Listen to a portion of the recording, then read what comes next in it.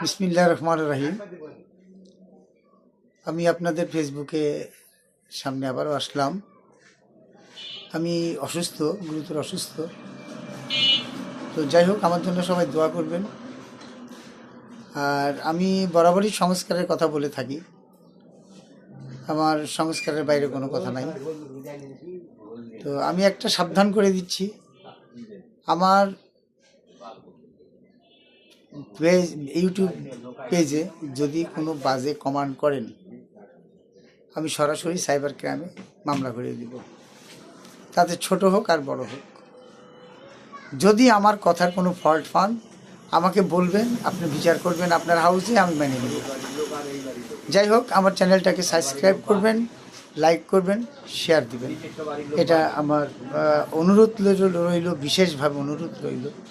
তো আজকের বিষয় হচ্ছে দুই শিশু উপদেষ্টা পদত্যাগ এবং ফেব্রুয়ারি মাসের 12 তারিখের ভোট নিয়ে কিছু কথা। তো প্রথমে আমি দুই শিশু উপদেষ্টা সম্পর্কে কথা বলি।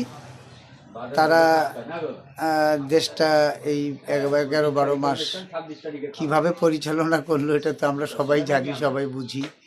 তো আসলে যেমন খুশি তেমন নাচো, যেমন খুশি তেমন সাজো। এরা যেমন খুশি তেমন সাজাইতেও পারে, যেমন খুশি তেমন নাচতেও পারে। তো এদেরকে বাধা দেওয়ার মতো কেউ নাই। যদি বাধা দেয় তাহলে ওই যে ফুটুস ফুটুস ফুটুস একটা বিষয় আছে। তো সেই রকম আতঙ্কে আমাদের সাধারণ মানুষ, জনগণ আছে, ভয় আতঙ্কে আছে। তো এরা দেশ চালাইছে ঠিকই, কিন্তু দুর্নীতির কোনো শেষ রাখে নাই। ওরা পদত্যাগ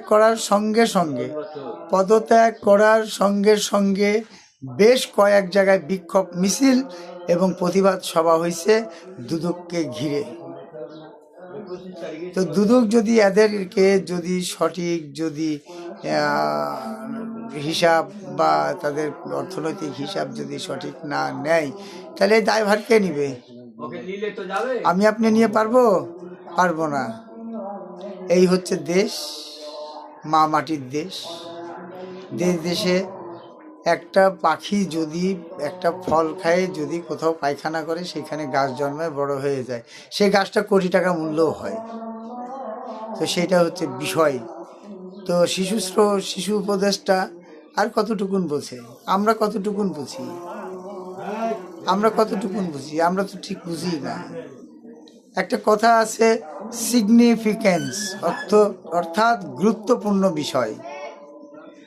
সিগনিফিক্যান্স আছে একটা, যে গুরুত্বপূর্ণ বিষয়গুলো নিয়ে আলোচনা করা। দেশের সংস্কার করতে হলে বহুত পয়েন্ট আছে, 1000 পয়েন্ট লিখলেও আমার কভার হবে না। তো আমি ছোট্ট একটা সংস্কারের কথা বলি। আপনারা শিশু উপদেশটা না দিয়ে, আপনারা দেশের মধ্যে হইহিল্লা না করে, আপনারা সঠিক ফেয়ার ভোট দিয়ে, আপনারা সঠিক দায়িত্ববান মানুষ সংসদে বসিয়ে আপনি দেশটাকে শাসন করেন, আপনার দেশটাকে সংস্কার করেন, আপনি দেশটাকে শান্তি ফিরিয়ে নিয়ে আসেন। আমরা সবাই আতঙ্কতে ভুগতেছি, আতঙ্কতে ভুগতেছি কল্পনার বাইরে। ঘরের ভিতরে ঢুকে ধর্ষণ, ঘরের ভিতরে ঢুকে লুটপাট, ঘরের ভিতরে ঢুকে ক্যাশ আউট, দোকানের মধ্যে ঢুকে মারধর, দোকানদারকে মারধর, মাল সামানা সব নিয়ে চলে যাচ্ছে, বলার কেউ নাই। কে থাকবে? আবার এদিক দিয়ে স্লোগান বলতেছে যে পুলিশ কোন চ্যাটের বাল। ঢাকাতে স্লোগান হয়েছে যে পুলিশ কোন চ্যাটের বাল। আরে পুলিশ যদি চ্যাটের বাল নাই হইতো, তাহলে জানমাল রক্ষা করবে কে? এইগুলোর দিকে আমাদেরকে লক্ষ্য রাখতে হবে। তো আজকে জুম্মার দিন, সবাইকে জুম্মা মোবারক। সবাই জুম্মা সুস্থভাবে পড়ুক, আমার জন্য দোয়া করবেন। আমি অসুস্থ, গুরুতর অসুস্থ। আমার 2 পা ঝিঝি ধরে আছে, 2 পায়ে শক্তি কম পাচ্ছি, আর এমনি স্বাভাবিকভাবে চলাফেরা করতে পারছি আর কি, আপনাদের দোয়াতে। আজকে এ পর্যন্তই। আর বিশেষভাবে দোয়া করি, আমি আল্লাহর কাছে মনের অন্তঃস্থল থেকে দোয়া করি যে সাবেক মাননীয় প্রধানমন্ত্রী বেগম খালেদা জিয়া যেন খুব দ্রুত সুস্থ হয়ে ওঠে, এবং সুস্থ থাকলে যেন তাকে আরও সুস্থ করে ওঠার আল্লাহ তৌফিক দান করুক। আল্লাহু আমিন। আল্লাহ হাফেজ।